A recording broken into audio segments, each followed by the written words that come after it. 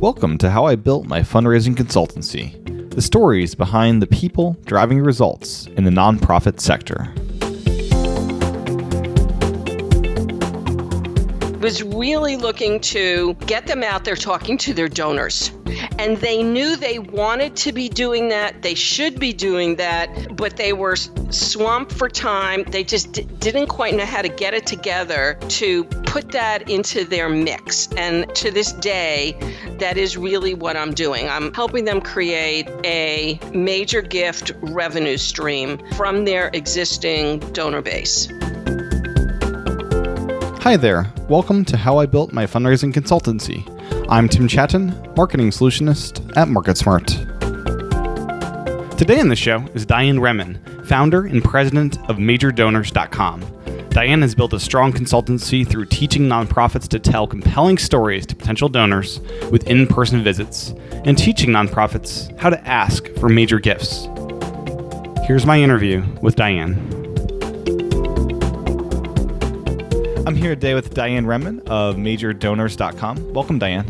Hello, Tim. How are you? Doing good. I'm excited to talk to you today. Let's get started with background before becoming consultant. I noticed on the website, MajorDonors.com, that you worked with the company that popularized walkathons as something you did in the previous life. Yes, I did. That was Beyond a Lillo Associates. And before that, I was really working in the business world. I had run a computer software company. I was doing small business consulting. And I like to say that I really volunteered myself into a career change. How I arrived at Beyond a Lillo, which, as you mentioned, is sort of the walkathon experts, and with them I was doing branded programs and events. But I got there because I started volunteering at a nonprofit organization. I ended up on that nonprofit's board. I ended up in a capital campaign, and then I started talking to donors, and that's really was the initial spark for my interest in both the nonprofit community and working with donors. And at that nonprofit, they hired a strategic planning consultant, which is pretty typical. And after I spoke to that consultant, he said to me, "What do you do?" And I just said, I was thinking of switching careers a bit. I was enjoying the nonprofit work. And he said, "You've got to call Steve Beyond a Lillo. You two are going to hit it off." And he was very right, because I ended up working with Steve for a number of years before I started MajorDonors.com. That's great. So it was a passion for working with nonprofits and the causes they're doing that switched your career path towards that? Yes. I realized in the business world, especially the computer software I was dealing with was in the retail space, and I really just didn't care that much about inventory control and point of sale. Right. I realized. And as I started working, it was a child welfare agency in Cambridge, Massachusetts called Cambridge Family and Children's Services, which was my first board position. That just seemed so much more meaningful to me. So that's really what prompted the switch. So how was the switch? What was that process like? Did you wait until you had a full list of clients that you're working with, getting a steady income from, or did you get some kind of investment to be able to have some months of leaner paychecks? Right. So I was lucky because I really went right into Beyond a Lillo Associates from business consulting. And then at Beyond a Lillo, my work was project-based. So I was able to continue consulting at Beyond a Lillo as I was starting MajorDonors.com, because we were in very different segments of the market. So we were not at all direct competitors. And I was able to share with Steve Beyond a Lillo what I was doing. And he was very supportive, and we are in touch to this day. So I was able to really have a nice runway to start my own company here. Okay. How long did it take for you to develop your consulting approach as to going after major gifts and sharing compelling stories in these in-person visits that you do today? How long did that take to develop fully? So I really developed MajorDonors.com based on seeing what a market need, meaning I observed that smaller nonprofits were buried under grants and direct mail and events, and that they really were not doing major gift work. And I noticed this fairly early on, and in fact, around 2008. But with what happened in the market in 2008, I really spent a fair amount of time developing the concept because I didn't think that was a great time to, quote, go off and do something new. So I kept doing what I was doing, and I really did spend probably a year developing the concept, testing the concept, putting my marketing and business plan together, et cetera. So I, in part because of market forces in the big market. The economy, right? The economy, right. I spent a fair amount of time getting ready. Okay. What was your approach for getting new clients in the beginning? I've never done cold calls. So it was clear to me that you don't have a business unless you have a website. Yep, absolutely. And also that the name of my company would be important. So one of the first things... And you launched your consultancy in the web era. Right. It wasn't, you didn't have to do a transition to that. Correct. So my company is 7 years old. So the very first thing I did was start thinking about a name, and I found majordonors.com, for which I did have to invest $2,500, but I regard that as among my best $2,500 investments because that gave me... It's a really solid domain name. It's easy to remember. It's quick and simple, and it's exactly what you're targeting. Exactly. So got the domain name, and then I put a business plan together so I understood what I would want to message and what I was trying to do. And I was able to do that myself because that is something I do as an MBA business person, so that I didn't have to hire out for. And then I really looked at website development companies at my price point. I mean, you can get a website done for $1,000, $10,000, $100,000, $1 million. They're different people, different spaces. You really have to decide how much you can or want to invest. And so then I had someone, I worked with a website development company to put my website together. Okay. As far as choosing that business model in your pricing, what did you stumble upon that works for you? Has it changed since you first launched your business? Good question, because yes, it has changed. One of the things that I was warned about when I was testing the concept was going to be the amount of work it was going to take to work with smaller nonprofits. And I didn't heed those warnings as well as I might have. So I have realized that my practice was going to is less of a volume and still more a very focused specialty practice and needs to be priced accordingly. So that was one of my learnings. And in terms of pricing, I think what sets me apart is that I'm really committed to being action-oriented and performance-based. And so I have pricing that goes along with that. We can't do commission. The Association of Fundraising Professionals, for a number of valid reasons, frowns upon that. There are ways to have some financial skin in the game, and I really do try to do that because I'm looking to deliver something valuable that moves the organization forward, and I really want to maintain that commitment front and center.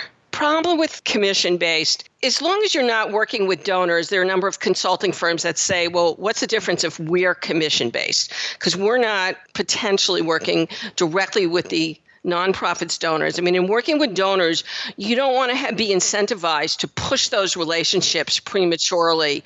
And so that's the thinking. And I think then the thinking is they don't want consultants pushing the nonprofits to push the donors prematurely. And I think that's the basis. I mean, there's mixed feelings about that in the space, and I understand there are two sides of that story, because I also think, coming from a business background, figuring out how to incentivize is important. I mean, now we're off sort of the subject of smaller consulting firms, and you see people doing bonuses and people doing various things to add some incentive structure to their teams. So will you do a combination of hourly plus a service that's been finished? Is it kind of a hybrid of that? No, I don't. I do no hourly. I like to say to people, if I wanted to become a lawyer, I would have done that.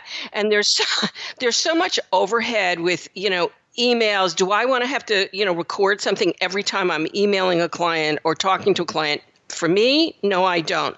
So all my pricing is either project or campaign based. Okay, gotcha. Right. I mean, I get asked about hourly, and I made a decision early on that that's not what I was going to do. There are a number of consultants who do hourly. It's another way of going about it, but it's just not what I do. Gotcha. So in the very beginning, you weren't doing cold calling. What was I doing? Okay. So I put out this website and I had read, it's important to blog. And that is still a recommendation. I have been negligent for the last while because I have been so busy working. And that is one of the challenges. But early on, blog. And I was a little skeptical about, are people really going to find me through Google and LinkedIn? Yeah, so content marketing was your thing. You created content on the website, and that drove inquiries. It did. And people to this day, and I still find it astonishing, hire me through finding me on Google and finding me through LinkedIn. So that is one of my prime referrals, so to speak, mechanisms. And the second one is really traditional networking. I join groups for marketing purposes more than for support purposes.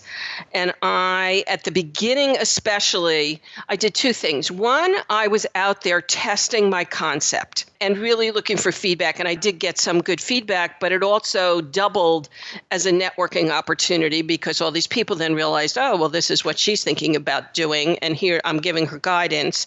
Then there's just straightforward networking. And that also to this day continues to bring me clients. Now, at about year 5, I started getting from one client to client referrals. It took me about 5 years to see that happening because I was not really in the nonprofit community. I did not come up, from being a development director and knowing all these people. I really came in from the outside.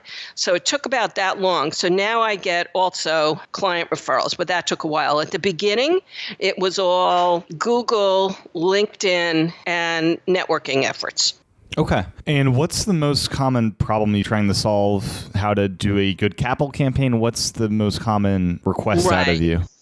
So, at the end of the day, they're looking to build a new revenue stream. Sometimes if it's a campaign, then a capital campaign is a capital campaign. They want to, build a building or have some big defined project. But when I started, I actually didn't market that heavily about capital campaigns because an awful lot of people out there do capital campaigns, as I do too now. I sort of ended up in capital campaigns because my clients would start with major donors and major gift work and then end up moving into a campaign. But I was really looking to get them out there talking to their donors. And they knew they wanted to be doing that. They should be doing that, but they were swamped for time. They just didn't quite know how to get it together to put that into their mix. And to this day, that is really what I'm doing. I'm helping them create a major gift revenue stream from their existing donor base. Okay. Now, in the beginning, did you have a mentor or anyone that was coaching you along to be successful at this? Right. I definitely worked closely with 2 friends of mine who happen to have lots of experience in the field.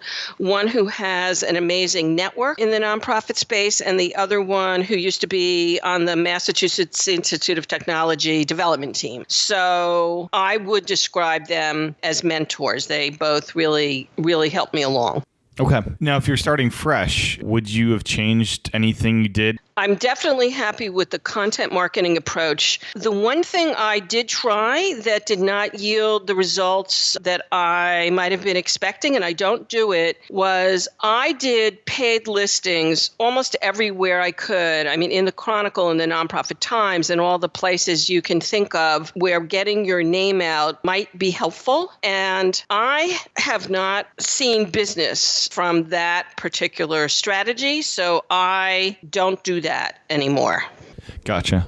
Do you employ anybody, virtual assistants or in-person ones? I am a non-paper type person, and so I really keep my practice as paper-free and as simple as possible. And because I'm handling the cast of thousands in terms of clients, I use QuickBooks, and I really can do my own administrative work. There's not that much of it. Where I do bring in other resources is, for example, I have occasions to prospect research. So I have a prospect research researcher that I would go to do prospect research work. So it's specialty work. And also if I get a big project or I get a project where I feel like two minds will be better than one, and there are a number of planning type projects I get where I really feel like the best product I can deliver will be the result of two of us, someone who has some different experience from me. And when you put us together, you'll get the best solution. So I really bring in consultants on an as needed basis.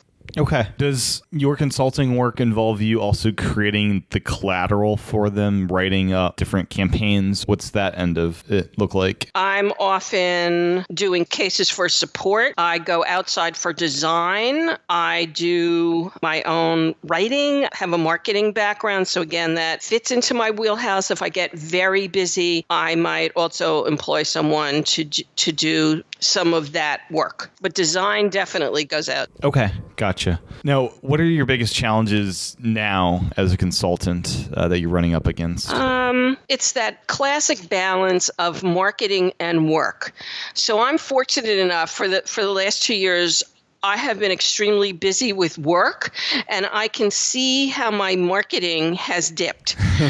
So this summer, I just finished up a very big project, and so I do have some space that I am switching back to push back in a marketing line. I see other consultants do a much better job than I do about keeping the two tracks going, and it is important. And I would say it's one of my challenges is to keep up the marketing side.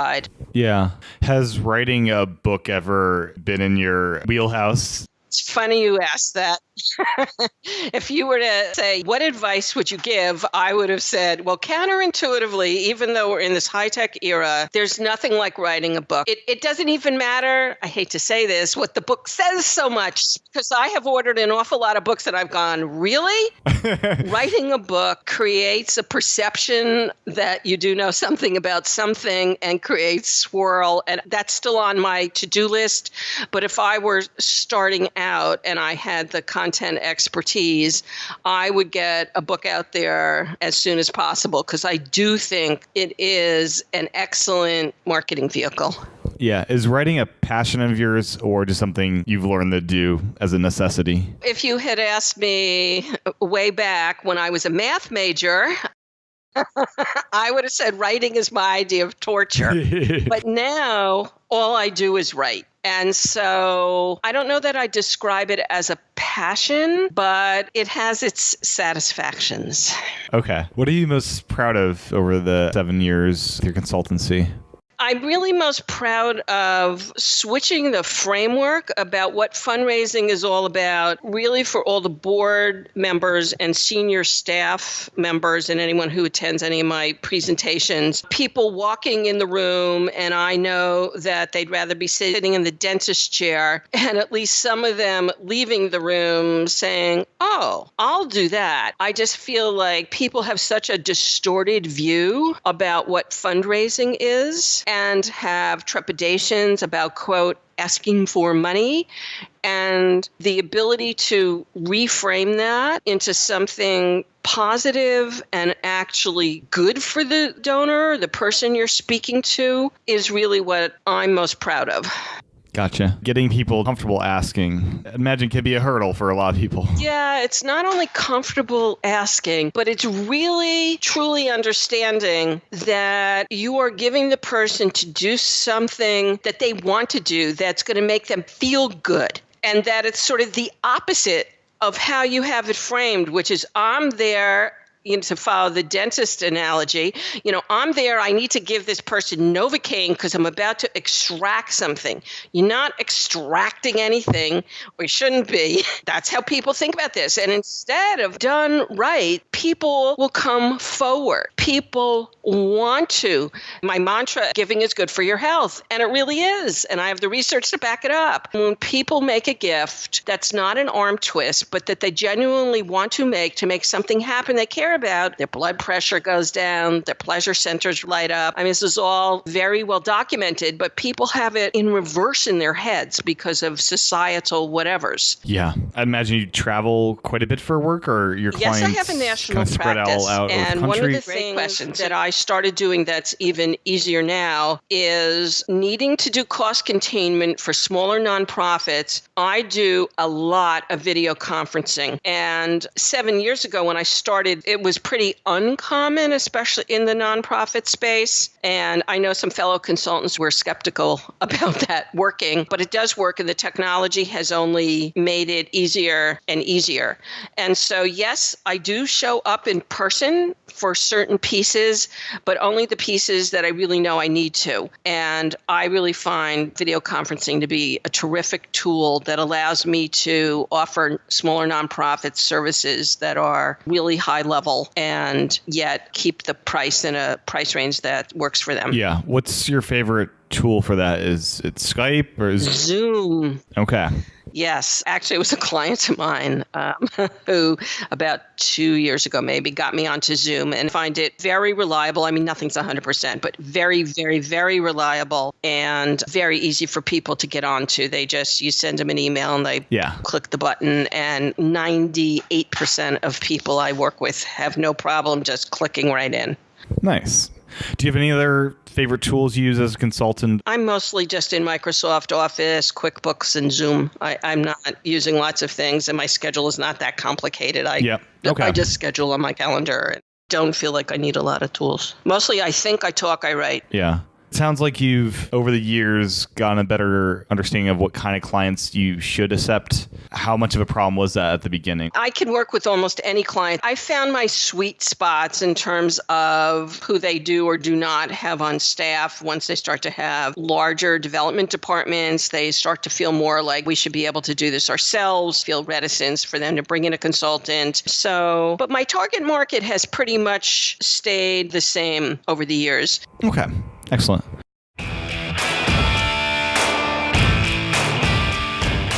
When we return, a quick lightning round. First, a quick break where you'll learn how to access a free webinar from Diane. Do you like what you've heard so far from Diane? You may be interested in Diane's How to Ask for Major Gifts with the Donor's Permission webinar.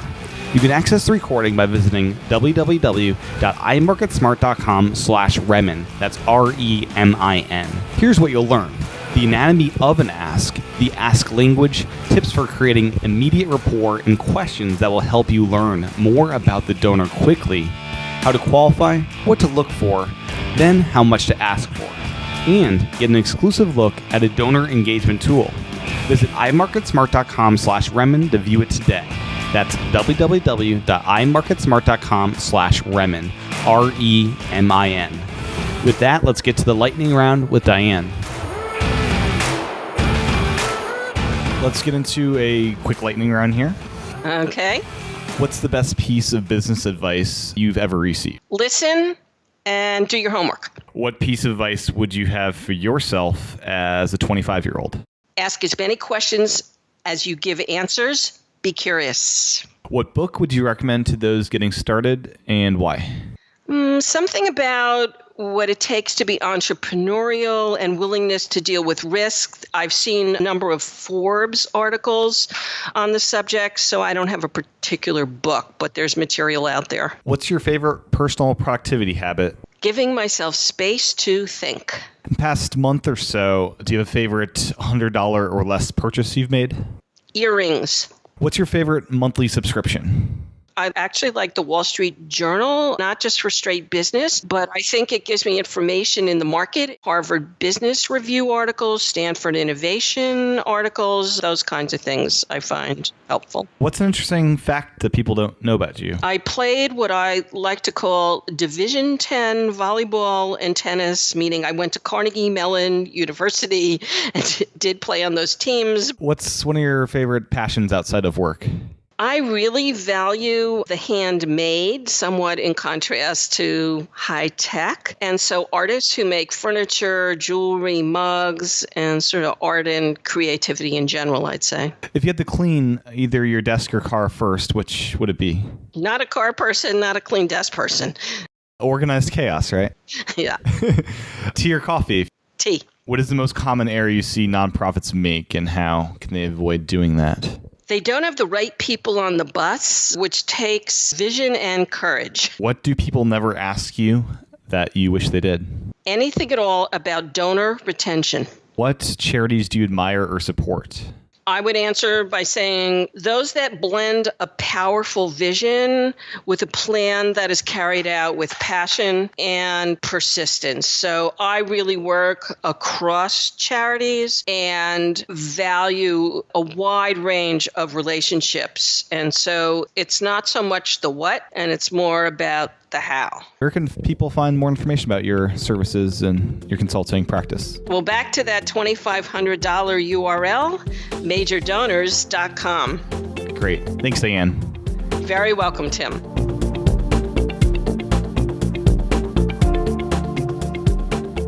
Thanks for listening to this episode of How I Built My Fundraising Consultancy, presented by MarketSmart. If you like the show, make sure to review it on iTunes and pass it along to a friend or colleague. If you're curious about what we do, make sure to check out iMarketSmart.com and watch Diane's webinar at iMarketSmart.com/Remin. That's iMarketSmart.com/Remin, Remin. Thanks for listening.